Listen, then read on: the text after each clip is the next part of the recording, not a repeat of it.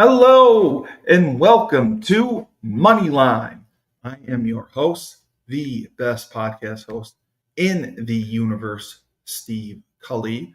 And with me, as always, my lovely counterpart, the self proclaimed It says it right there. Best podcast host in the universe. voice of reason, Frank Cristiano. Yes. Yeah, and you are the voice of reason. Of course. And so many people are unreasonable, but you take the cake because you just speak the truth. Absolutely. You got to cut through the bullshit and give the people what they want. Yeah, They need information. I agree with that.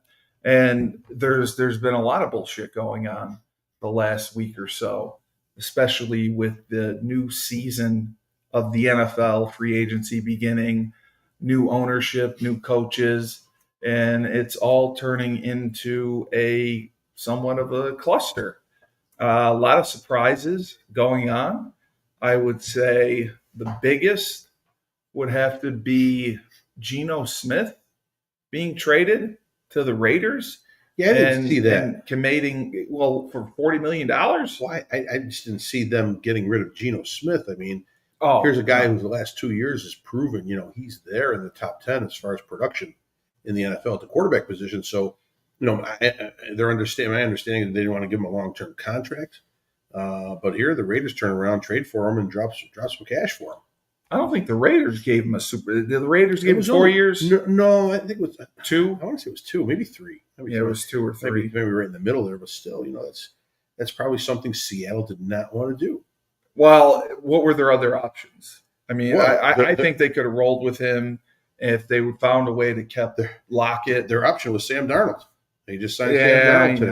I know. So I mean, right there, they must have seen something on tape that they're confident what Sam can do. Now here's my problem with Sam Darnold. Everyone's down on Sam Darnold. I'm not down on him. I think he got to the right situation at the right time with Minnesota. Nothing was expected of him coming out. Okay, they were going to go with the Jets. Listen, with the Jets, they were just they expected the world of Sam coming out. Started his rookie year. So was he the first pick in the draft that year? First or second? Can't remember if he was first or second. I think he was second pick in the draft. Okay, I may be wrong. I thought he was second pick in the draft. But bottom line, they expected great things from him in New York. It didn't work out. He bounced around a little bit, right, as a backup in Carolina for a little while, just for a cup of coffee. Then Minnesota just takes a flyer on him because they have a major injury to the named starter in JJ. What's his name? McCarthy. Thank you, JJ McCarthy. So now JJ McCarthy's out. Sam steps in, but Sam had all the pieces around him. They had a decent offensive lineup in Minnesota. They had a running back in the backfield who's good. You're working. They had great receivers. You're working with Jefferson right off the bat, but you're working with a talented group of receivers. So I think the talent level might have elevated Sam a little higher than actually where he probably lands on the quarterback chart. So now he goes to Seattle. So what happens to Seattle? He gets there. Metcalf is gone, right? DK Metcalf. He demanded. He's gone. He's with the Steelers. Yeah. Okay, so now he's wide receiver 1 or 2, depending on what you count Pickens as, with Pittsburgh. So he's gone. Lockett is in his 30s. Yeah. Okay, he's been there a while. But after that, what does Seattle really have? They don't have a solid running game.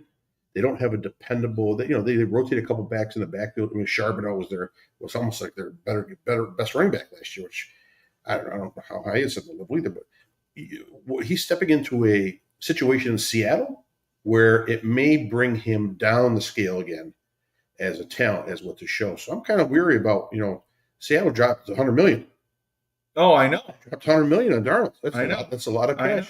I know, but quarterbacks of his caliber are a premium these days, and you've seen what a Baker Mayfield can do for a team. Yeah, but if they're playing at a premium, you can be a below average quarterback and make tons of money in this league. Yeah, below average quarterback. There's not a lot of. Who else got signed today? Who else got signed today by the Jets? Justin Fields. Justin Fields, right, coming off of Pittsburgh's roster. Okay, another guy, number one pick, the Bears. He wasn't the number one. I thought he was the number 1 pick. I don't believe. No, he wasn't. Huh? I thought he was the number 1 pick in the draft. Might be my bad. Okay. No. First round draft pick of the Bears. He was. Let me restate that to be correct. Okay.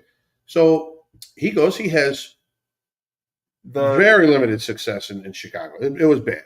The number one pick was the guy from Carolina, wasn't it? Bryce Young.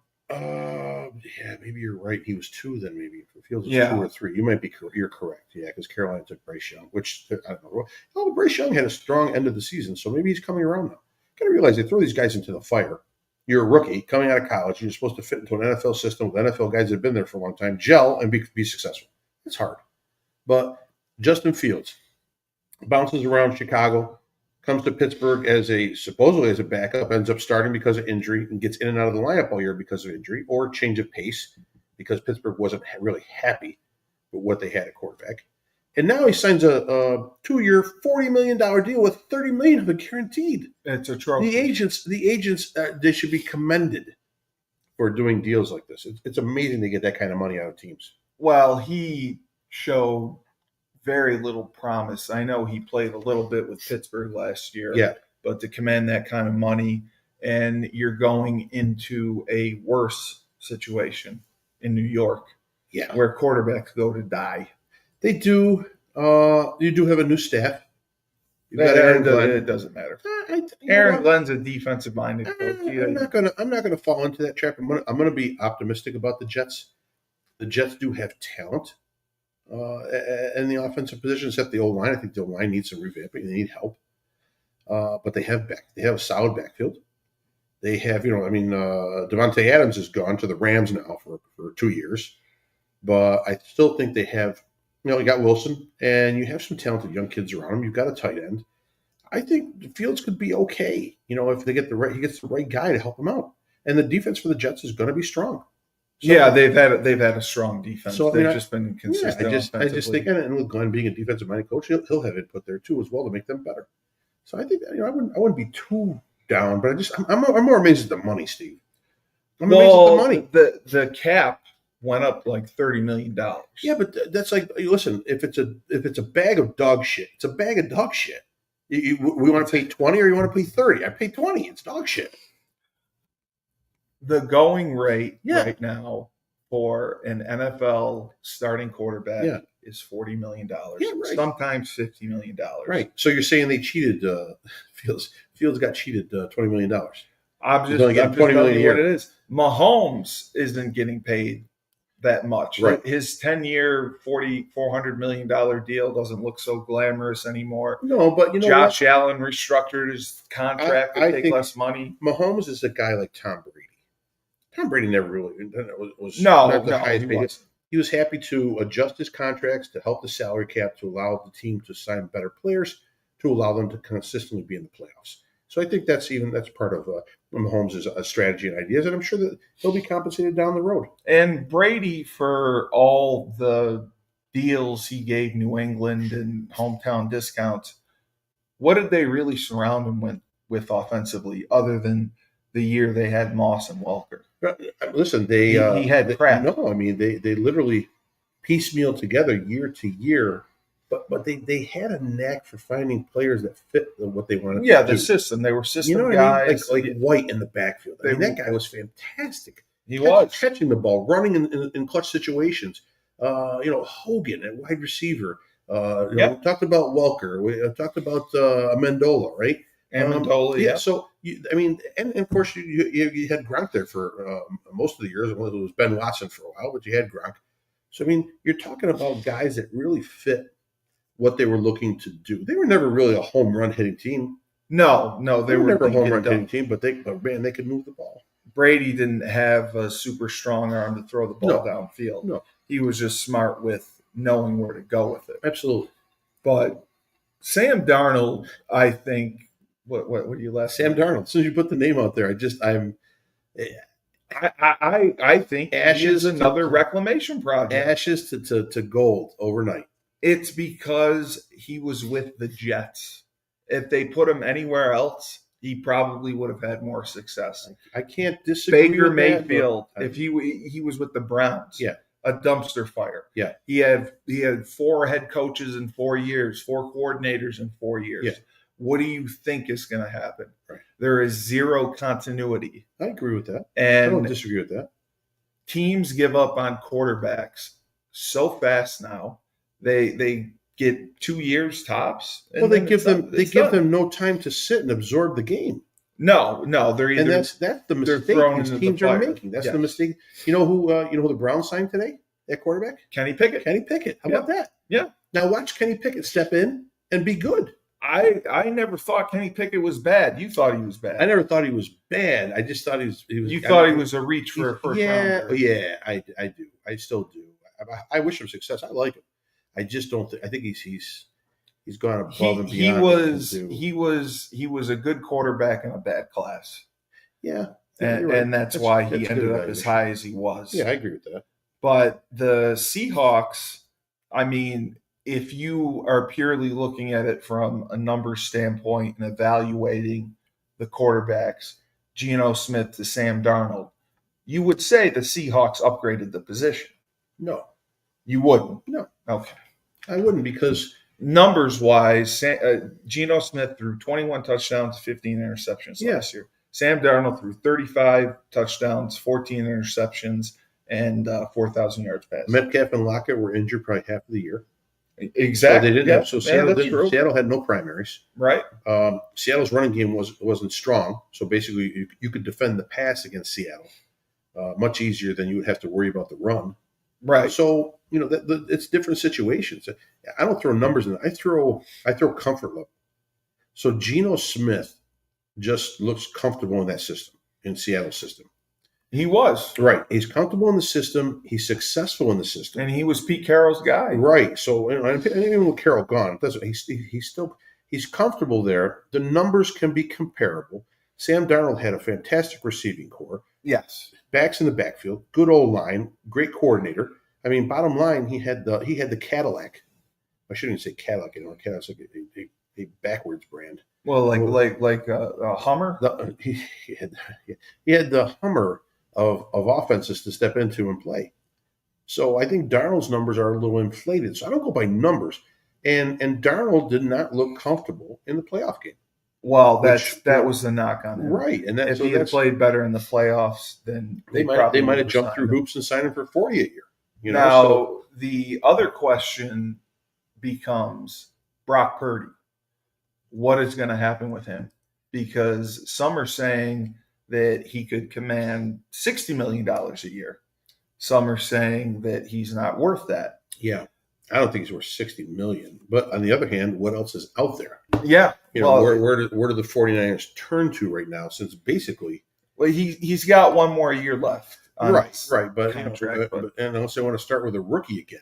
Yeah. Where do they turn? They don't have any. There's no security out there. All the major players are gone right now. If they're looking for down the road, so I don't know. I don't see next year. I don't even know what next year's draft class is going to look like for quarterbacks. Right. And who knows what position San Fran will be in to draft. They might not be able to touch one of those unless they give up a lot of trade equity. And the biggest fools out of all this are the Cleveland Browns. They traded 3 first-round draft picks. They started the whole thing with the money increase for a guy who started 17 games in 2 years or 3 years or whatever it was. Yeah. They got fooled. And they just restructured his contract. He's owed every penny of the $233 million. And the question now becomes, when does he get it? Well, no, they spread it out. Right. They restructured it. He's going to get it over the next 5 years because they were way over the cap.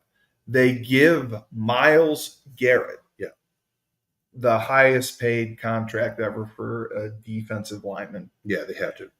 I don't think they had to. They had to.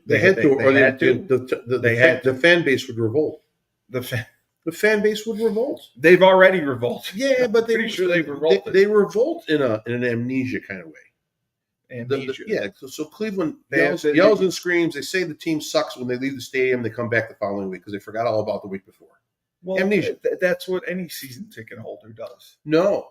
Some of us don't go back. You would boycott the Cleveland Browns? Some of us don't go back. You boycotted the reservation. I did. You went back. I did, but for 2 years. I gave it 2 years before I decided to come back and actually watch and partake and maybe buy a set of tickets to go down there. Right. I'm not there giving my sweat and blood to a team that was led by a buffoon as an owner and an administration top to bottom from GM all the way down to head coach when it was Rivera. That they look like total idiots. What's the biggest difference between Josh Harris and Daniel Snyder? Is it just Josh Harris is hands off? It's probably no. I don't think Josh Harris is hands off. I think he's there. We see him at games. We see him. I'm sure he has some sort of minimal input, but I think top to bottom, from the hire at GM all the way down, they've made smart moves for smart people to make smart decisions. Right. So that you need to look at the past week, what Washington has done. Amazing. To upgrade a team that got, surprisingly got to the NFC Finals, championship game. Very surprising. And we didn't expect that, but Jaden Daniels turned out to be just one hell of a pick. So right off the bat, there's a great decision. Okay, that turned around a 4-13 team. Yep. All right. So look at the decisions they have just made in the last week. They go out and they sign. They don't sign. They trade for Deebo Samuels. Yep. 4th round pick for Deebo Samuels. I think that was that's a bargain. Yep. Right now, and then just today, Laramie Tunsil. Coach. There he is. Prison. Break me out. It's the lineup right there. Coach, how are you? I'm good. I'm good. Sorry, I'm a little. Did your microphone handle break again? No, I kind of was holding it at the end of our podcast earlier, and I was like, I kind of like. You like it. You like yeah, it. It's like you're being interviewed by ESPN. Yeah. Yeah. So, okay. Better. I don't know. We were talking about the recent free agent moves in the NFL. Sure. And the Commanders of Washington / Redskins, and the signing of Deebo Samuel. And then today they go out and they get Tunsil, the offensive tackle. Oh, Laramie Tunsil. From Houston. They end up giving up 2 draft picks this year, 2 draft picks next year. It was that much? 2nd and a 4th, I think, this year, and then like a 3rd and a 4th next year. I don't agree with it. And they got like a 3rd return on that. Oh, it's fantastic. 4 draft picks for a 30-year-old offensive tackle. Guy's been all pro 4 of the last 5 years. Okay. Laramie Tunsil, former NUC sports superstar. No, yeah, you had him. Yeah, oh yeah, he was. Is he a Jersey guy? No, he's from like. Is he Georgia or Mississippi? Oh, that's right. He's down south. Maybe he went to Mississippi and he's from Georgia. Something like that. Yes. But he worked with you. He didn't work with me. He actually came to my events. That's how old I am. Oh, okay. That's how old I am. He came to our showcases like in the 2000. I must have been like 2000. How old did you say he is now? 30? He's 30. Yeah. So about probably 10 years ago. When he was 16, he probably was there. So 14 years ago. Yeah, 2010, 11. Yeah, that's right. Yep. Did you help him with recruiting? That was the heyday. So that would have been when he would have came through. Did you help him with recruiting too, or no? He just came to your show. Well, he's like back then. It was so many events. Literally, we did 20,000 kids a year. 20,000 kids a year. So if you were. I would say half of the stars in half of the Division I athletes, maybe it wasn't a half, it was like a third back then, I think. A third of them at one point were from our events. So, wow. Just so many kids were coming through. And yeah, we used to have a whole process. We'd send it out to all the colleges. We follow up monthly, send out an updated list. It was a whole. Now we do that, but we don't have to do as much because it's not as many events. But we would do that whole process like monthly. It was a So he probably was an MVP. I'm certain he was. Yeah, I remember the name even back then. So, did you run events in July too, or did you shut it down? We did. Our last event. The process used to be local camps around the country. To what we called the Ultimate 100 camps. We would run 5 of them 5 or 6 around the country. And then, so we would run it like Dallas, we would run Midwest, Southwest, Southeast, West, and then and then East. Northeast. Were they invite only? Yes. And then. Oh, okay. So you'd have the regular ones where everybody could go. Yeah. Then you had the Ultimate 100 was the first filter down. And then there was a second filter, which was called the Top Prospect Camp, which was at which originally at the University of Oklahoma before some of the rule changes. But Bob Stoops was the head coach, and Mike, what's the guy? It's the Gundy. no, it was Gundy. It was Gundy's brother, not the Oklahoma State guy, but his brother. And then the guy who used to always be there and take us around was the guy who's the Colorado State head coach. Head coach. The guy that called out The guy who had the Dion for battle with wearing the Dion. sunglasses. Yeah. Yeah. That he was on that staff, and then the lower man on the totem pole who ended up rising up pretty high, and then he left, and I think he might have been at UNLV. Jason White, and then he went to maybe JUCO. I mean, it was Jason White. Yes. You know Jason White, the Heisman Trophy winner. I'm sorry, not Jason White. No, was it Jason White? I can't remember now. Maybe it wasn't Jason White. But anyway, now my mind's going. So then we have the top prospect camp, which had like the names that I like. I mean, there was a lot, but some of the names: DeAndre Washington. What's the guy who was a running back for Jared McKinnon? Landon Collins. I mean, I'm OJ Howard. Oh yeah, it was like, I mean, I'm just touching the surface. I'm not even talking about the linemen that were there. It was Laramie. I think came to the Ultimate 100 camp also. I think he went to his local camp. Some kids, didn't go beyond the local camp. That's why we had it, because they couldn't afford to leave their area. You know what I mean? So, like literally to travel, and then the kids that could travel, But yeah, I mean, it used to be Johnny Manziel, obviously. Yeah. I don't think Johnny Manziel came to the top prospect camp though. I think he went to the Austin local camp, our local Austin camp. Well, he was hung over at the Manning camp, so that wasn't a good look. In high school, he played in our All-American game. And so did Marcus Mariota. They were on the same team. They were literally on the same team. And but Marcus didn't play much. He carried the ball, like he ran a couple times, and it was like beat up. He sat down. Johnny Manziel, dude, like I gotta give him credit. That dude just like balled out. Played out, yeah. I was like, who is this little guy running? I mean, he wasn't really little, but like he was like 6 feet, Yeah. Like running around. Like we knew he was good. Like we obviously we used to have this dinner the night before the All-American game in the early days when we was really like, I mean, we lasted for a long time, but like the first 4 or 5 years, we used to do a whole to-do thing before prices started going crazy, like for banquets. It was in Myrtle Beach, and we were the first people to run All-American game there. Yeah. And then they started growing their like sports and whatever they call it, entertainment bureau. Now it's like a hotbed for sports things. It's so expensive, you know what I mean? So they don't, unless you're going to do a banquet and this and that, they don't want you anymore.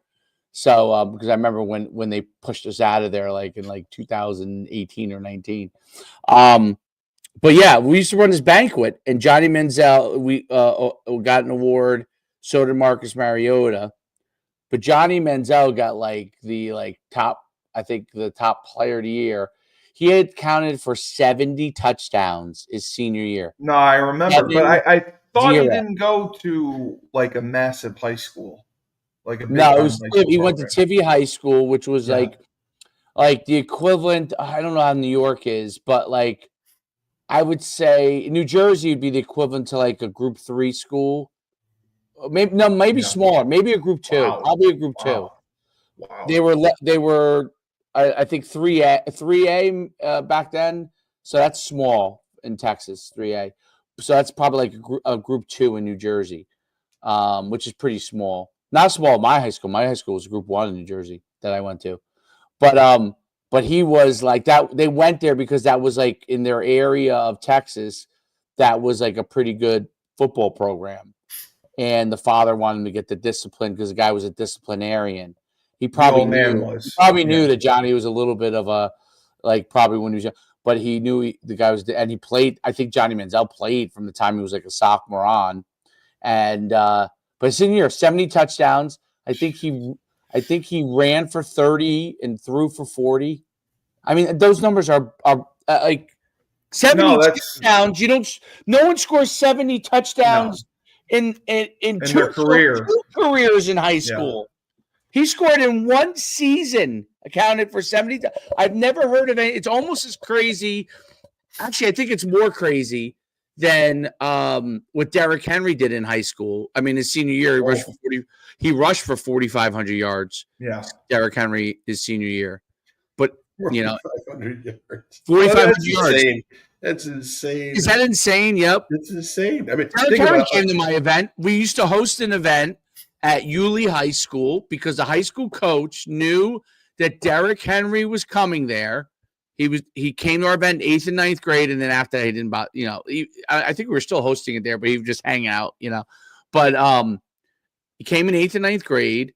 I think they wanted to, and this is vague so it's not exactly right, I think, but I remember it was something along the lines is they wanted to host it because everybody in the state wanted him to come to their school, and Yulee is the equivalent of like a Group 1 high school.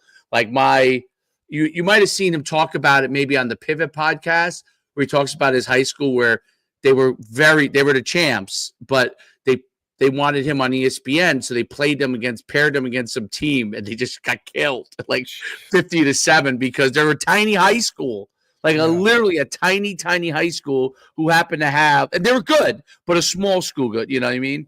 They happened to have the nation's all-time leading rusher on it. But he legitimately rushed for 4,000 yards in high school. And literally, so Johnny Manziel, Texas football, the state championship goes to 14 games, or maybe 16? It might be 16. It might be 16. 16. That's basically. I don't know if he won or not. I don't know if he won the state championship. I mean, they went deep into it. I don't think they did. I don't think they did. So figure he had about 5 to 6 scores a game. It's insane. Oh, easily. When people talk about, it's funny because when you do what I did. And Marcus Mariota, I always tell a story about Marcus Mariota. We used to run a Hawaii event. We used to run an Alaska event. We used to run a Boise, Idaho event. We used to run Seattle, Washington. And we found Colt Lyorla in Portland, Oregon, who to this day, although we don't really do combine testing as much anymore, but he held our broad jump record. He went 11 feet or 10-11, something like that. It was mind blowing. Yeah, 10-11. He went in high school. He's a tight end at Oregon. He was the top tight end recruit in the country. Went to Oregon, played for Chip Kelly, loved Chip Kelly. Then Helfrey took over. He tells me I represented him when he was trying to come back to the NFL because he was screwed up. He was involved in drugs and stuff. And but he had a very tough life. Like his coach brought him to our event. They, our grandfather. It was they were trying to get him on the right path. But he was legitimately. I just told the story the other day. He came to our event in Oklahoma, our top prospect camp. I think it was his grandfather, his coach, or whatever, brought him there. And he's the only player in the history. There was one other kid once. I think that was also just so developed. But I remember this.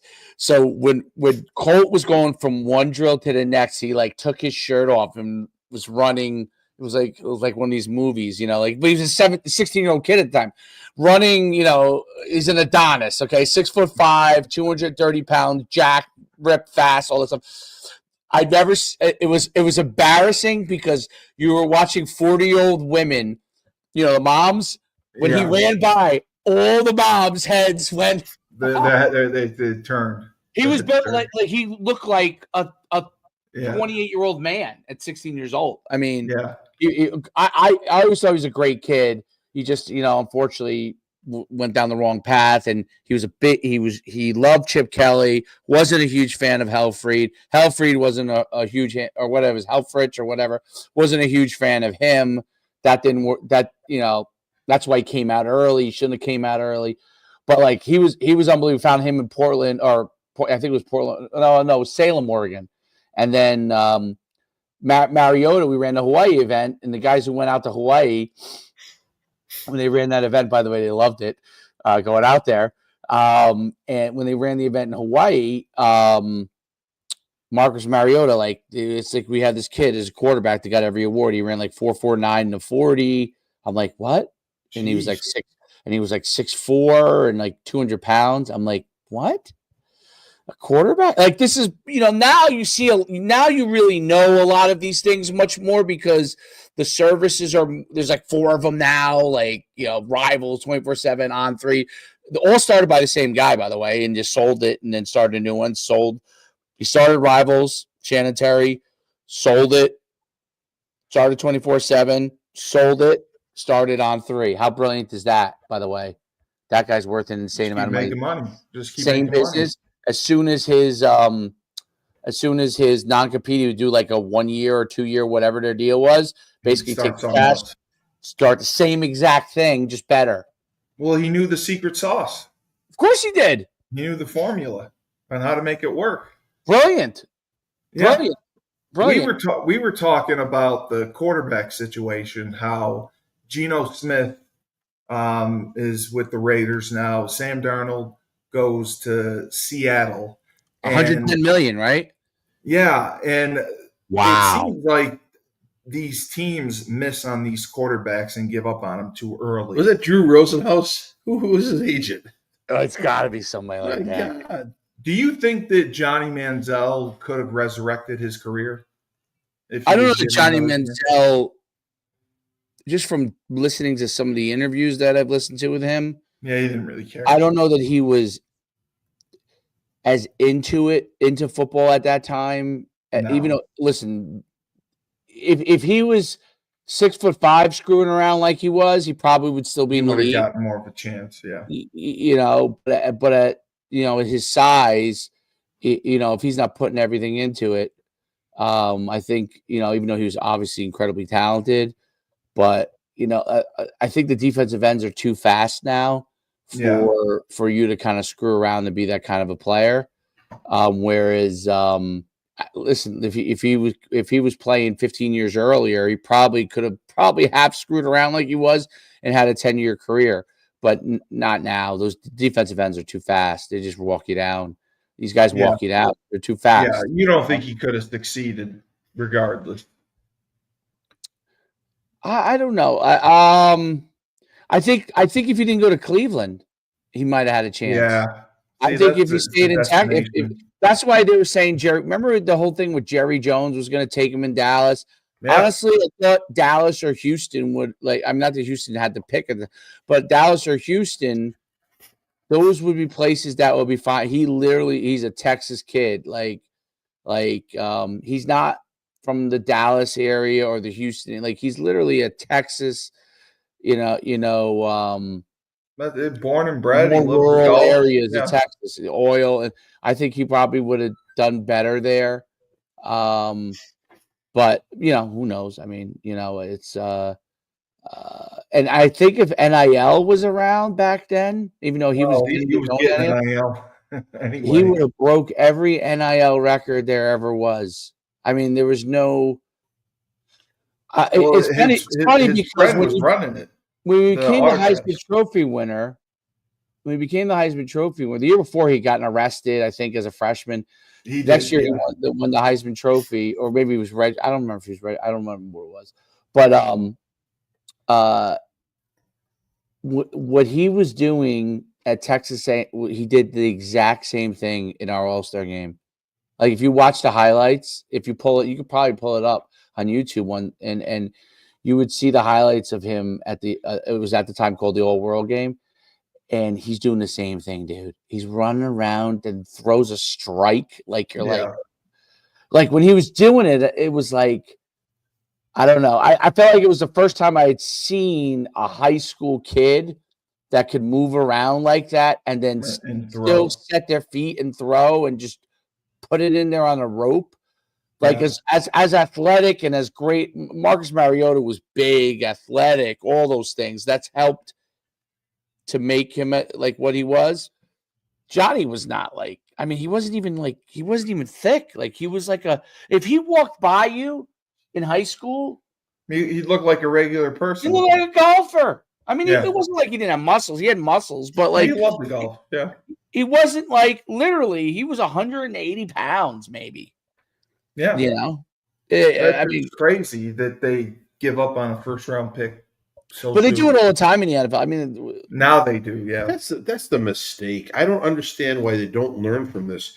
Guys coming out of college, and listen, it's an really adjustment. looking at it. It's a rookie contract. It's not a ton of money coming out. No, it's not. But like bottom it used line, to they're be. throwing these guys into the fire week 4, week 5. You see the kid, he's ready, throw him in there, or he starts the season as a rookie. And yes, there's the anomalies like a Jaden Daniels. But how many Right. guys can really survive as a rookie and be successful to be, to move on to a second year and have even more success? Too many flameouts. These guys need to sit for a couple of years and figure out what's going on. Yeah, it's a lot thrown at him, but I mean, that's what made Aaron Rodgers good. He got to sit for a couple of years. 2 years. I mean, Yep. Right. Philip Rivers. And listen, same with Love. I mean, I think Green Bay maybe has the formula. Love sat for a couple before he went in, and then Rodgers was gone. Yeah. So I mean, those 2 years It that takes you're the getting on the pressure bench, off you. it does, and it also allows you to you're matriculating into a whole new. It's a different universe. College Now- ball to pro ball, it's a different universe. Yeah. absolutely. And I think the one thing that could be different because of NIL and the transfer portal down the line is you may get more Penixes of the world coming out later. Like, so you may get, I don't know if that'll change their abilities or not, but they'll be more mature. Yeah. But I don't know, like rookie wise, I mean, who was the class last year? It was Caleb Williams. I would say he had some good games. He had some bad games. Like he was probably middle of the road, Right. Bo Nix actually Bo Nix did the best progressed nicely, but he's Yep. 26. Yeah. You know what I mean? He's got some mileage. Well, that makes sense, right? Yeah. That makes sense. Yeah. He's been around. He's He's not a man. gonna- Yeah, he's not a child. He's not 21 stepping into a firestorm. Jaden Daniels. I mean, there was a lot Jaden of Daniels did quarterbacks drafted. awesome. He was Yeah. the best guy last Yeah. year of all of them. I thought, even though did who went higher, Caleb or Jaden? Caleb was the number one. Caleb was number for the one. Bears. Yeah, I mean, listen, Jaden was 2. Commanders caught a break Yeah, he did. Big time. because he was the Heisman Trophy winner, and now you're seeing with LSU that, he really was he was the real deal. Like the guy they have there, they thought this guy was behind him was going to be just as good. I mean, he's just not. I don't think Penix is going to end up being that great. Do you think Penix is going to be he's going to great? be decent. I think he's going to be decent. You think The he's worst going thing- to and the be worst thing better will than happen with him, Cousins? he'll be around. He'll be around until he Yeah. gets until maybe I mean, he does have the double knee replacement, not Yeah. replacement, ACL. ACLs, yep. When he gets around 30, maybe that does start to cause a problem for someone like him, just because, or early 30s, because just maybe knee wear and tear. Yeah, But I mean, I think until then, I think it'll be fine. Like until what's the average lifespan of a quarterback? 3 years now in the NFL? 4 tops, maybe, unless you're a rarity and you go, for them. they're dead or they move on and you don't see them anymore. So take your shot for 3 years on a guy. If he produces, he produces. That's all it is. It's a crapshoot. Well, What no, do you think that's about the this other year's thing. guy? What do you If about If they had a developmental league like NFL Europe or the league that you would be proposing, they need reps. If they get those reps, they can develop. They do. I agree with that. But some guys are. I agree with that. A developmental league would help, but I don't see. I mean, the only guy that comes to mind is Kurt Warner. Played arena ball or Jake something. That got his Delhomme. development. Jake Delhomme. Yeah, Jake Delhomme. But I mean, I think it's hard in that situation coming from developmental to bust all the way into an NFL lineup. I really think it's difficult. I think I the think you're developmental right. league, the developmental league is there for injury cause. Like if your team racks up a whole bunch of injuries and you got to run to the reserve, give me this guy. At least he's fucking running around and not eating hot dogs at the corner. You know what I mean? I think that's where the developmental league helps. I also think that, if you look over, all right, since Brady came in, which is almost 30 years ago, maybe 20, 25 years ago, 25, 26 years ago. So if you go back to when Brady came in, Brady was a 6th rounder. Romo was 7th or 6th, late, who did pretty well. Yeah, and then Romo was Eastern Illinois. He was a Division II guy. and Kurt Warner. Okay, how many Kurt Warner was coming off the Super Bowl win. right? How many other guys were from a much lower draft Oh, level? the 2000 draft class was not great. I'm Drew sorry, Henson was in there, I think. I mean, in the last 25 years, how many? The only three guys are really those guys that are come from like Nowhereville, and that Well, I mean Matthew Stafford. he was a first round pick from First Georgia. round pick. Oh, you're saying? Oh, you're I'm saying saying coming from guys who are nowhere. a low Yes, level pick that were successful. yes. All of them are from the eras of Brock Purdy. Brock Purdy is the fourth. You're right. There you go. That's probably the only modern one. The other Yeah. three were from 20 years ago. Well, Dak Prescott was not He's third or fourth round. He's not. Yeah. It's still middle of the road. I don't think that's low. I think of low as like 6th or 7th round because those guys can be Right. a lot of times are cut. Yes. So And it's all. You think when they drafted Tom Brady, they're like, we got our guy. Drake May was also part of the class last year. yeah, but he was first round. He was the first pick, right? No, but I mean, you were talking about Caleb Williams and some of the other quarterbacks. Yeah. Drake, actually, that class wasn't bad. I think Drake May will be good. Yeah. They're probably better than there has been. I think JJ McCarthy was a reach. They said Cam Ward and Shedeur Sanders would, if they were last year, yes, they wouldn't be picked to like the future rounds. Correct. Yes, they did say that. But I think McCarthy was a reach by the Vikings. I don't think McCarthy's going to be anything special. No. JJ McCarthy with the Vikings, he was the one that got hurt. The guy that I think is going to honestly be the biggest difference maker is the Boise State running back. He's the guy that can come in. Yeah, he can come in and put up some numbers for you fast and make a difference. And it's easier for a running back to establish themselves. Yeah, and as we found out with Saquon, if you put these guys with a line instead of some crappy line, look what they can do. So that's a big part of it. Like, listen, the differences in the NFL are obviously skilled players are important, but bottom line is, if you got a line, dude, you have a huge advantage over. Well, you can't hide anyone up front. It's very difficult to hide a deficiency up front with a guard. Do you think the lines are? Do you think there's a bigger divide now between the good lines and the bad lines than there was in the olden days, or do you think? Yeah, because they'll try to be cheap and take a lesser guy and hide him, as opposed to paying someone. They'll say, "Oh, we can save on the left guard and just help them and hide them." I also think the rate of throwing in the last 30 years has gone up, astronomically. Yes. So bottom line, you guys, you can see guys that are deficient. You can get in their pass way. pro, and that's a telltale sign of what you consider good. Nobody said, granted, Philadelphia, great line overall, but a nice running line as well with the size they have up front, and the technique. There's a couple other lines that are decent running wise, just in Minnesota. But bottom line, when you're evaluating an offensive lineup, you're evaluating their pass blocking. You're not evaluating you have to. Right. First and foremost, you got to keep your quarterback upright. Exactly.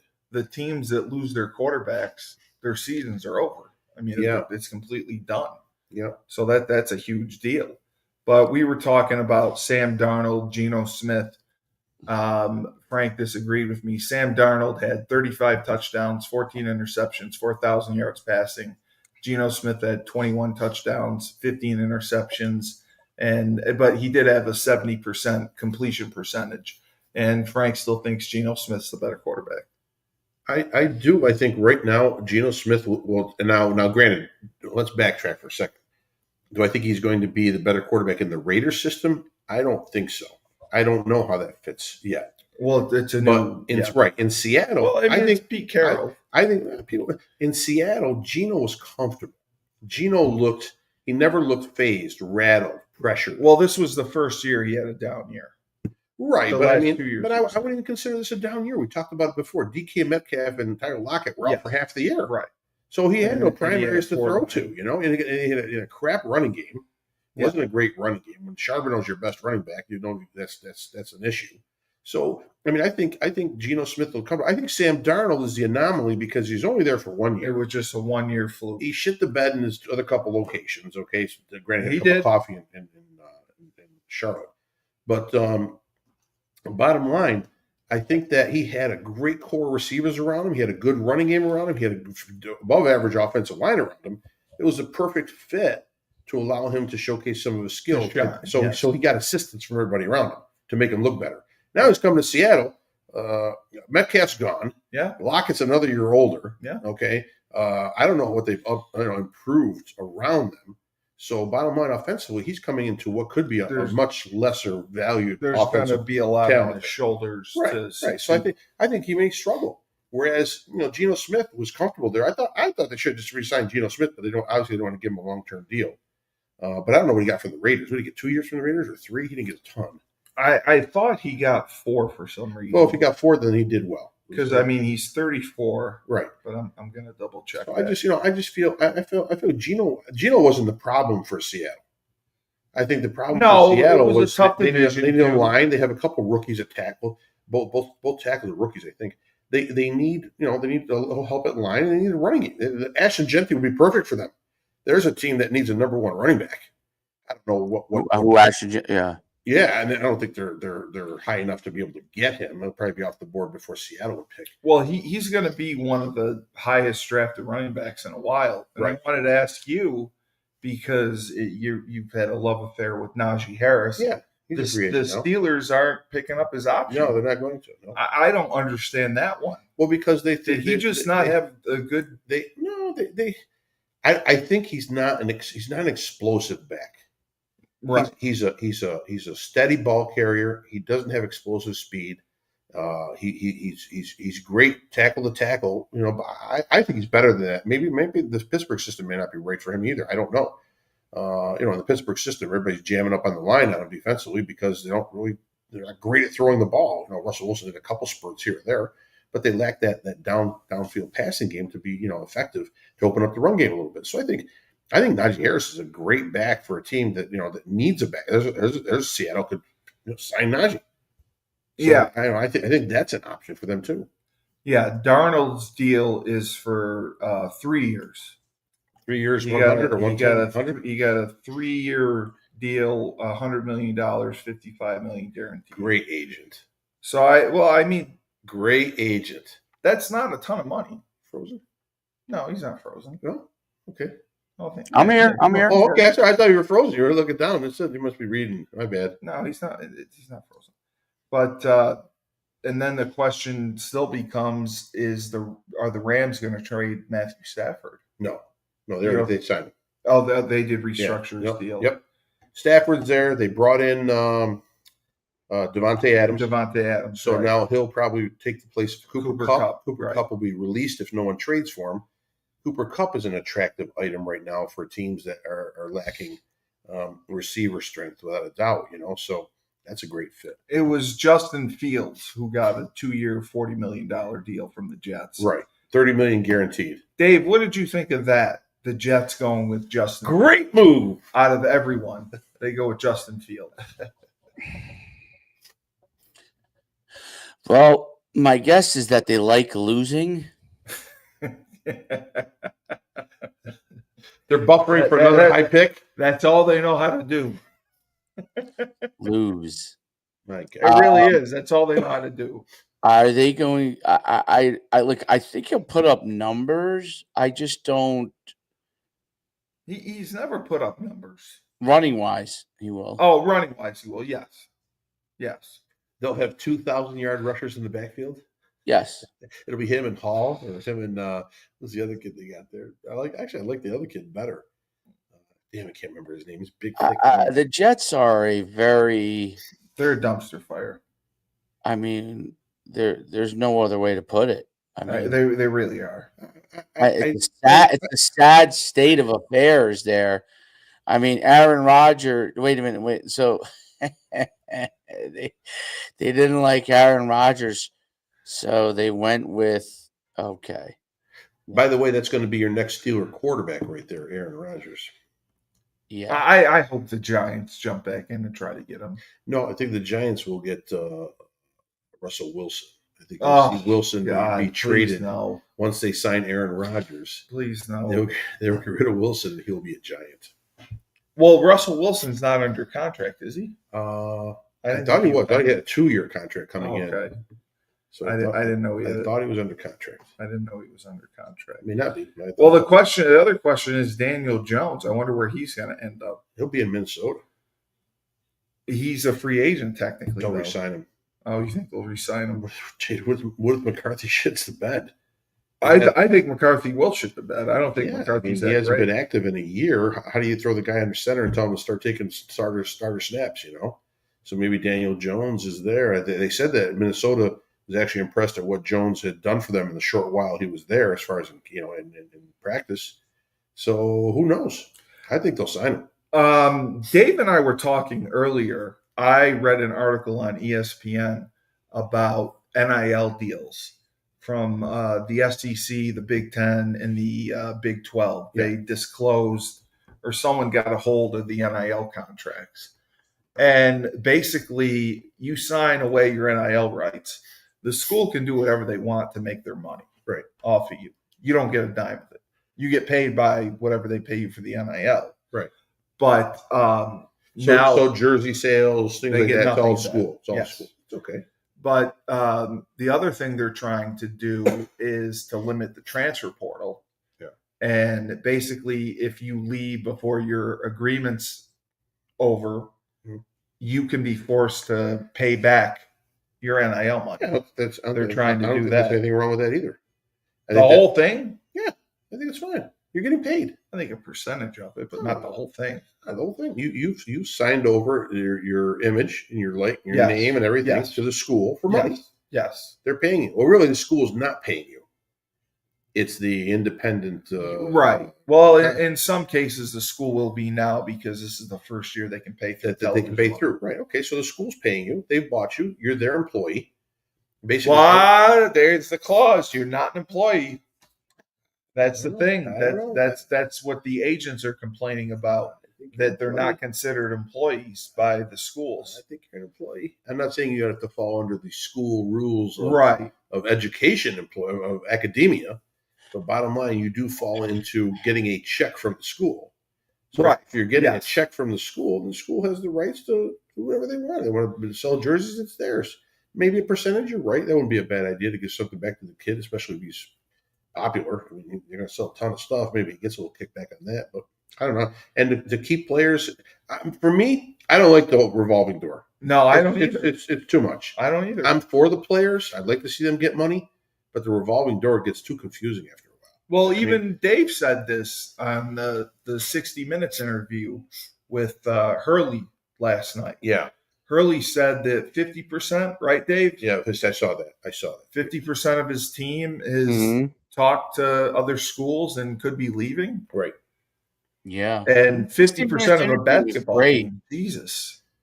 His 60-minute interview was great, I thought. Yeah. No, I mean he's very passionate. He's very well spoken, and he's got a good head on his shoulders. But I think he understands how to navigate through this landscape on being successful and what he's going to have to do year in and year out. I mean, it's going to be a hustle. It's going to be a grind. And like I said, I don't like that you have to recruit your own players year in and year out. That's what I think is ridiculous. You're gonna have to sell them on coming back. I mean, when's enough? It's never going to be enough. I know. That's the overall issue, is that it's going to be a situation where these guys, I don't know how you ever get away from that. I can't.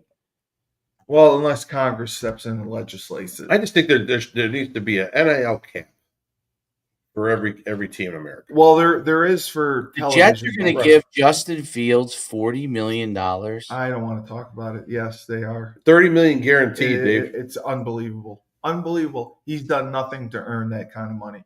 $30 million guaranteed. I told my wife, she doesn't know much about sports, about football. She's like, wow, if I were him, I'd just go out and get hurt and call it a career or take my 30 million. Like, yeah, Right. what Dude, has he done? they paid J.C. Horn $100 million extension. The Who's DB, that? the Panther. Oh, yes. I saw that. And Yes, I saw the that. Patriots landed defensive tackle Milton Williams, 4-year, $104 million. Right.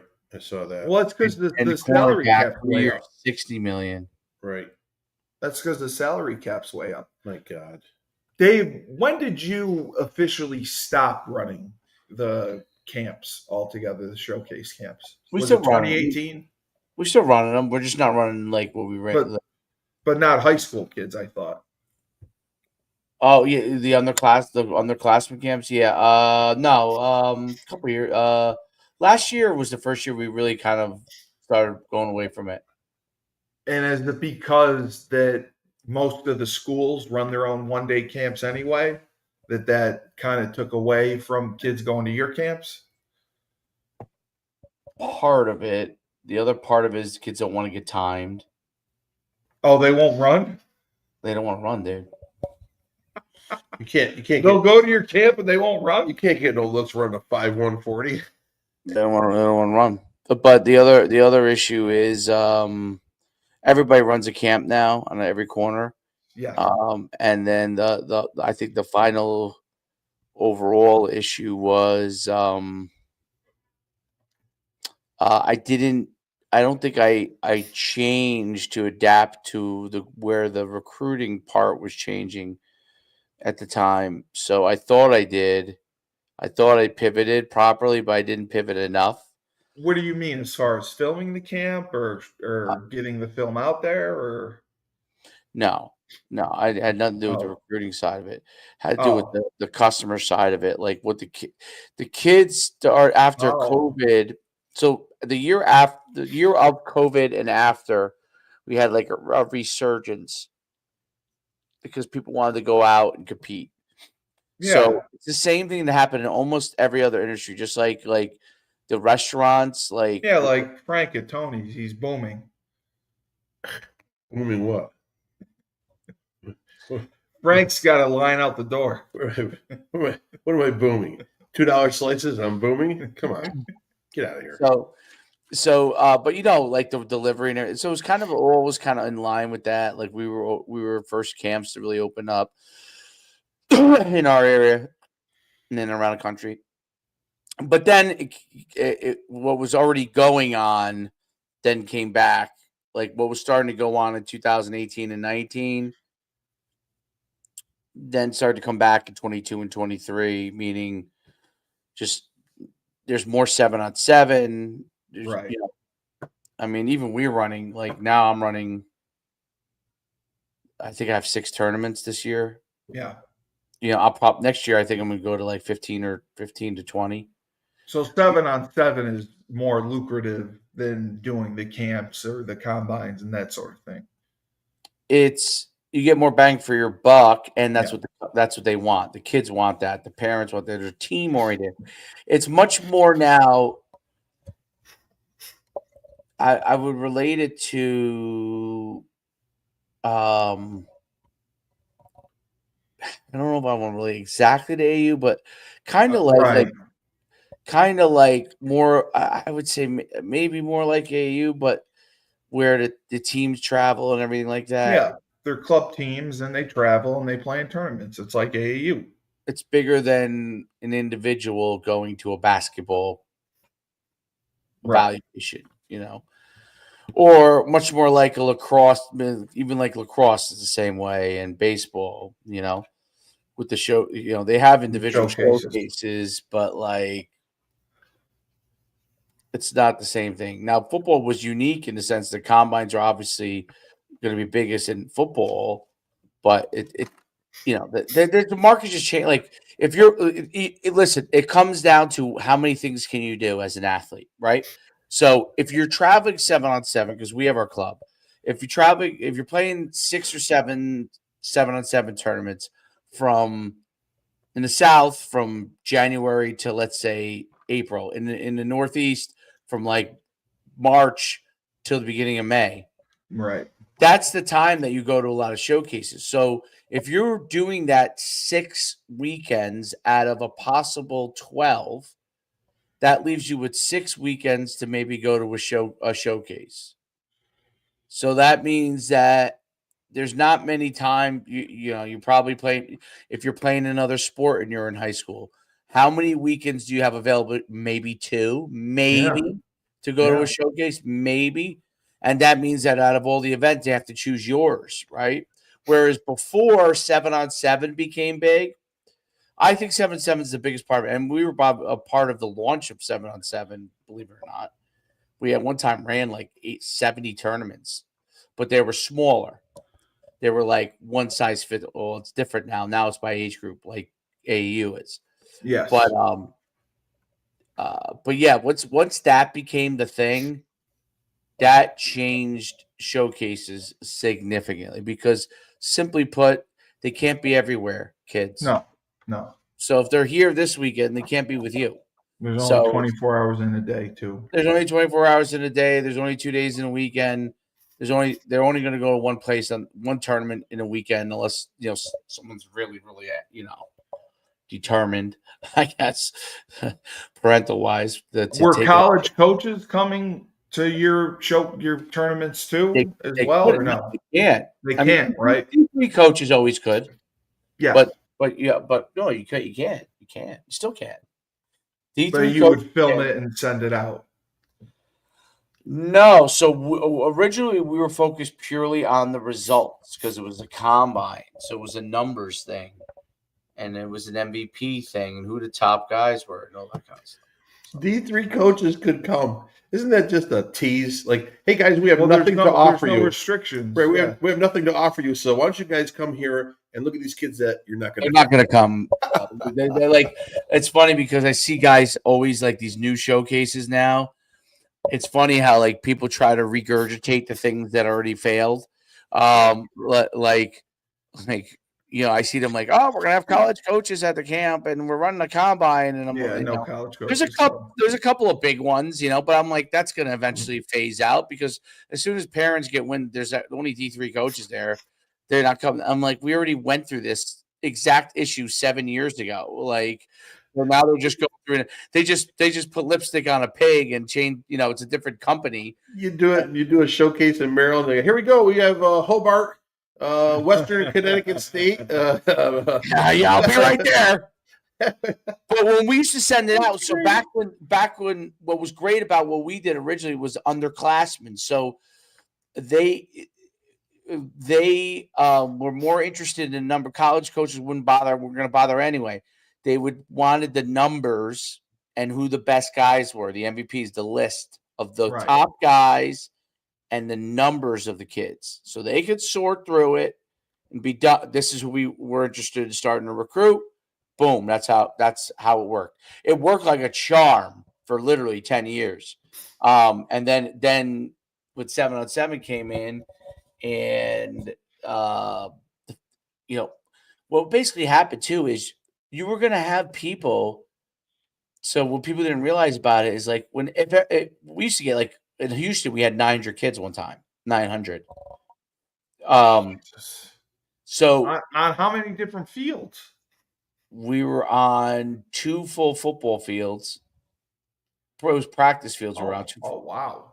Oh yeah, that was That's that was a great camp. That I think I worked with linebackers that day. I mean, I was running and we had I had these linebackers that were so awesome.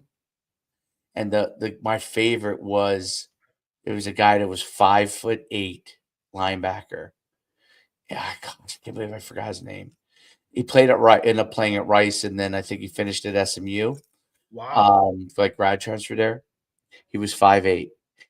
The running back goes and he steps up there. First of all, 1-on-1s for linebackers are so difficult because they're going against a running back who's usually lightning quick, and they're a linebacker. Even the most athletic guys, the very, very most athletic, still struggle in coverage, right? When you get to the 1-on-1s part. They're running right at you. Yeah. This kid, I don't know how he did it. His coordination was like something I'd never seen. Kid would go to run a route. and he would invariably get hands on him and knock him down wherever he went to, and he would just cover him. Again, the kid, it was over and over. It was like 4 or 5 Division I kids who ended up being Division I running backs was in that group, and he would just not. He would get his hands on. He was so, I don't know if it was because he weightlifted a lot, but he was so strong and quick, right? Like he would get there, and then I said, indulge me. Don't jam him. Just indulge me. I know you can jam. Somehow you're jamming every one of these guys, and they're basically can't get off. Like it's amazing how he was doing it. Because usually these running backs just slap it right down when you try to jam. Yeah, yeah, Like they're moving so quick, they just slap your hand right down. yeah. They get right by you or make a move and they get by you. They couldn't get by him. Dude, he goes to the guy runs. First guy runs a wheel, gets right in his hip pocket, runs right with him like he's the running back. Then the guy breaks like a the Texas route, goes like Yeah, this, breaks yeah. on The angle throws route. Yeah, down and knocks the ball down. I was like, I always want to hate on the shorter players. That's just my natural inclination. Not Me running too. backs. Running backs, it doesn't matter. But Yeah. like other skill position, I'm, they'll always say I'm a natural hater on everybody that's short. Yeah, I hate on everyone too. It's okay. Yeah, so I would be a natural hater on short linebackers, because I'm like, where are they going to play? This guy was so good. Like after the event, I said when I send it out, I said it's going to take a while, but you're going to get recruited. And one of the kids who was the other linebacker MVP, who was also in Division I, came over and said to me, he said, "Coach, I got to tell you this. As a sophomore, he was the district linebacker player of the year. Had 110 tackles as a sophomore." I was like, he's like, I had to tell you just because you were talking to him and you were, that, but the kid was so respectful. Like he didn't even tell me that. Yeah, He didn't have literally any, he was an unbelievable player. And he didn't get a million Division I offers because of his height, but he had a 5'8", handful. Jesus. I mean, as a sophomore, he was the district player of the year in Texas and he was a big 5'8" or whatever it was, 5'8", 6'8", whatever. When did you notice like a big dip in profit margin from doing these showcases? Well, profit margin is never great because when you scale up, Oh, it wasn't. Okay. yeah, there's kind of I always said the showcases, whether I had 100 or 1,000, there was a variable rate. You had a fixed cost, which was the facility cost, but you had certain costs related to each player that didn't change, like T-shirt, insurance, all those kind of things. So that didn't change.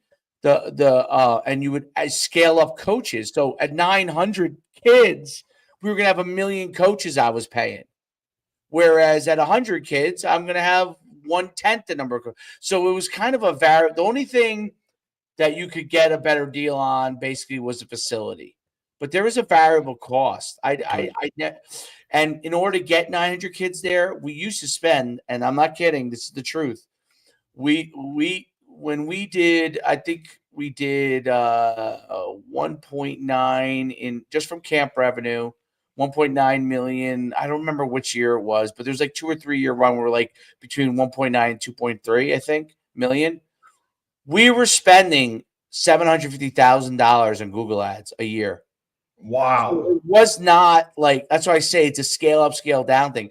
If I spent 0 on Google ads, okay, we wouldn't have had 20,000 kids. I might have had 5,000 kids, but it would still been the same profit margin. I don't know if that makes any sense. Frank would understand that. Absolutely, without a doubt. Listen, if you could do one camp and make all your money in one camp, you would do one camp. But bottom line, to make your profit that you need to make, that's why there's 30, 40, 50, 100 camps. You have to. Right. So the scaling up it gave you more revenue, gave you Right. more staff, but the overall profit margin, which is why I didn't as it started to change, I didn't completely keep doubling down because I'm like, all I'm going to do is spend more and decline my profit margins more. Absolutely. So that's all so that's when I realized. So I thought it was at first I thought there was all these offshoots of it that was going to be scalable. So we literally, I think you could argue that we're the only group ever to scale to the max. Sounds like it took it to the moon. Yeah. To showcases, like literally, could I have squeezed more revenue out in certain areas? Probably, but I was young. I didn't really understand all that stuff. Yep. But as far as scaling, that's when I realized this is not a business that you're going to go and build, mansions from, because I realized I basically was running 20,000 kids through, I mean, how many more customers could you have? And people are like, well, you could have did recruiting services. Well, Right. we were partnered with a recruiting services company at the time who did scale that model basically through us, which is NCSA, which is now owned by IMG. That guy sold his business. So it's funny, we talked about it originally, like when he became partners with us. And I was like, I don't really want to get into that game. But like that game was much more profitable than our game. Listen, it's in business. I equate it to the Subway sandwich or Dunkin' Donuts. You don't own one; you own 25 of them, and that's how you build up your money. So that's why you have to spread it around and keep doing it. I understand completely. Hey, per Tom Pellisario, just read through one of my scrolls right now. He says that the Los Angeles Chargers are close to signing Najee Harris, so they're working out a deal right now to strengthen their backfield even more. One of the better running games in the NFL is going to add Najee Harris. That's not bad. No, not at all. With the Chargers. Oh my God.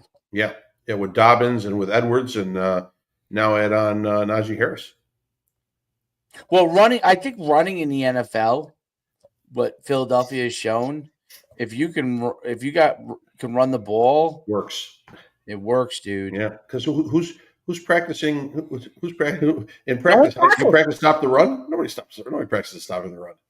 Nobody tackles in practice. No, they can't. They're in shorts and like some shoulder pads, and they're like tagging each guy on the way through. Like every year, I would have a 350-pound offensive lineman in my draft class. Every year, I got to find the biggest guy out there, and then push. And then just get it back and let's go. Line it up. Let's see what you got. Where would you put him? Right guard? Yeah, definitely, without a doubt. I put my biggest guy at right guard. I would still, the length thing and feet for the tackles is totally correct. Especially the blind side and left side most of the time. And I think these guys are going with small. The Kelseys of the world, the Alexander. I mean, I still think a big center would be if you're talking over 300 pounds, 310, 312, and the kid can play center and he can move. That's where you want a big kid at center too. I would love that because you're working off of so many combos and so many bump and step backs, to the second level. I think a bigger body at that position is better. Just shields it up as long as they can run. If they can't run, forget about it. I think in the NFL now, basically you want the old Dallas Cowboys with Emmitt Smith offense on the interior. Yes. Stepnoski, Newton, and who was the other guy? The three guys, the two guards and in the middle, and then now who their left tackle and right tackle, they were great, but they probably wouldn't be considered. I think they're all Hall of Famers, but I don't know if they would be as quick. It was Larry Allen, wasn't Larry Allen? Larry Allen, yeah, he just passed. Larry Allen was unbelievable, but Larry Allen probably wouldn't be considered he might. What did he play? Right or left? He played both, actually. I think. Yeah, I thought it was right guard. Yeah, I think it was right guard. I mean, those guys were. I remember he went and played some tackle. There's some videos of him going playing tackle too, but those guys are unstoppable. That 2-A too, right? Wasn't Matt 2-A was a guard for Dallas? I may be wrong. I thought he was inside that rotation somewhere. Cowboys offensive line with Emmitt Smith. This is a great question of the day. Who was on that line? Eric Williams was a tackle, wasn't it? Oh yeah, Eric Williams was a tackle. Eric Williams, yeah. The great Cowboy line. Yeah, they could have put you behind them, and you would have ran well. Who, me? Yeah. Hey man, Daryl Johnston, Syracuse. They could have put you behind them, and they would have ran. No. Let's see. Mark 2-A, Eric Williams. There was 2-A. Yep. Stepnoski, Nate Newton, John Gezick, Kevin Gogan. That's right. I guess Larry Allen was later on. Yeah, it had to be. Yeah, Gogan was huge too. Gogan was a big lineman. Yeah, I think if someone brings back that style, which I think what's his name in San Diego? San Diego again. Jesus, I just want to call them. I hate calling the LA Chargers. The LA Chargers, Harbaugh. I think he's bringing that in as his niche. He's just going to jam the ball down your throat and see what you got. And I think that's a good, and maybe that'll let Herbert be last a little longer in the NFL instead of being on his back. He's an injury prone guy anyways. He's nicked up every year. So I think that's not a bad formula for the Chargers. I think, by the way, Steve, I like that you brought up me. I could have ran behind that. You could have. If Skip Holtz had not come in and Tom Jackson would have stayed in there, I would have had some great rushing career as a fullback there. You probably would have. With Wilbur, Gilliard would have ran for records yardage wise that would have never been touched. Now, here's the interesting thing. Yeah, because Skip put in the option, which killed everything. He put in a different thing, and eventually it worked out when he got to Shane's class. You know what I mean? Yes. Like a few years later, but he sacrificed a couple of years to get to that class, right? Which I thought was crazy. Tom Jackson's team, when my redshirt freshman year, we were 6-5, I think, and we lost to BU. If we had won that game, we would have won the Yankee Conference and went to the playoffs. If we lost, which we ended up losing in a close game, we lost that game. They had a really good quarterback at the time, BU, and he was like a little fluty. And they beat us in a close game. They went to the playoffs instead of us. Tom Jackson was very close. If it wasn't for the fact that UConn, which if in the long run for UConn, it was the right move, meaning they wanted to go Division I in football, which eventually brought, your classes and all those kinds. So if you look at the long run of UConn per se, it was probably the right move, you could argue, because Skip set the tone eventually for Randy, which eventually, and then of course, once Randy left, it changed and the whole thing changed, but Moritz bringing it back. But I think what they were trying to do, that's why Skip was important for that part of it, right? If they left Tom Jackson in, he would have won multiple conference championships with the team and went to the playoffs. But definitely, because we had the whole team coming back. The team that won 6-5, the whole entire team. Zeke Rogers was the starting quarterback. He was a true sophomore who literally was a gunslinger. And we literally ran the offset eyes, the split backfield, a lot of the 90s stuff that you saw probably in the NFL. We ran it, and we had enormous linemen, as big as your Division I linemen when you were there. Oh, yeah. But we were FCS. It was crazy. We had huge guys, but a lot of them weren't great fits for Skip's initial style. So it was hard for that whole transition. But if they kept the group that was recruited by TJ, those guys, they would have won multiple conference championships. Like by the time I was a junior, senior, they would have won multiple because we had gigantic receivers, gigantic tight ends, gigantic offensive linemen. And it was crazy the size that we had. Like we were blown. Wilbur Gilliard was running for acres as a redshirt sophomore, But anyway, that's it. He did. All right. Well, we will see you shortly for another banner episode of Rebel Republic.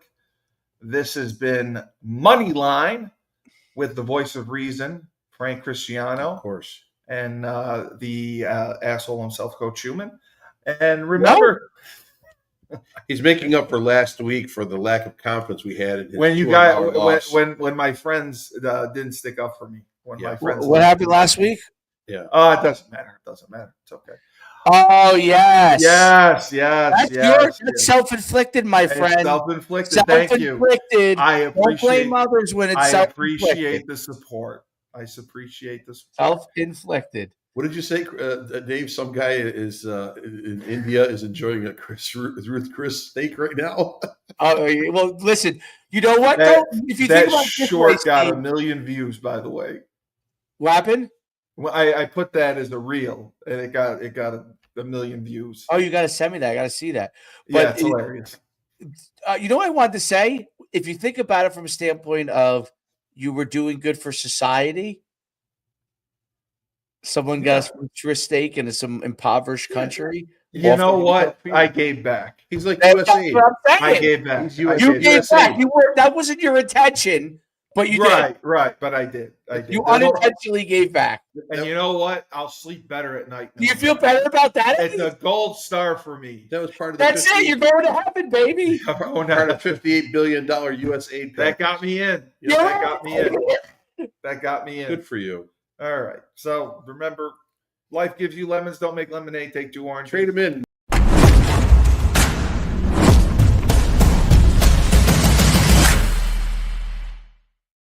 You gang.